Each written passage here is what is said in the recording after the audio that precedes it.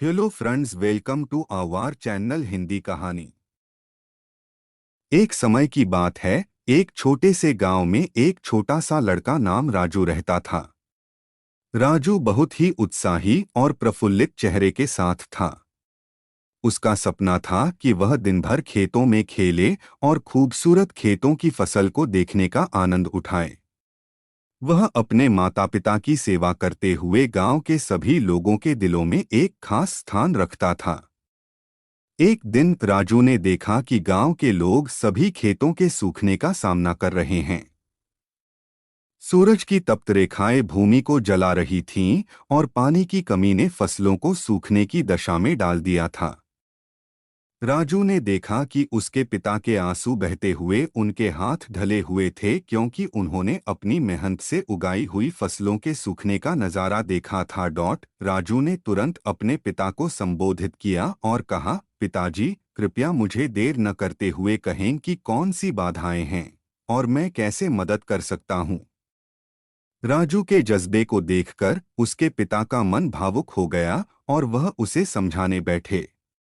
पिता ने बताया कि पानी की कमी के कारण खेतों की फसल सूख रही है और इससे गांव के लोगों को भुखमरी का सामना करना पड़ रहा है। उन्होंने कहा कि वह लोग रोज सूरज को देखकर प्रार्थना कर रहे हैं कि वह अपनी कृपा से बारिश भेजे और उनकी मेहनत को रंगीन फल दे। राजू ने देखा कि उनके पिता का चेहरा उदास था और उनके आंसू रुकने का नाम ही नहीं ले रहे थे। राजू ने तुरंत अपने पिता की मदद के लिए अपने मित्रों को भी संगठित किया। वे सभी मिलकर गांव के लोगों ने सूरज की प्रतिज्ञा की। वे हर दिन सूरज की पूजा और आराधना करते और बारिश की अपनी प्रार्थना करते। धीरे धीरे गांव में एक नई ऊर्जा की लहर फैल गई। और फिर एक दिन आश्चर्यजनक घटना हुई। अचानक आसमान में बादल छाए और गांव में बरसात शुरू हो गई। धरती को आगमनीय सुरमई रंग में रंग देने वाली वर्षा ने खेतों को जीवन देने वाले जल से संवार दिया। सूरज की प्रतिज्ञा के फलस्वरूप राजू और गांव के लोगों की मेहनत की फसल जरूरत से ज्यादा सुंदर और सुगंधित हो गई।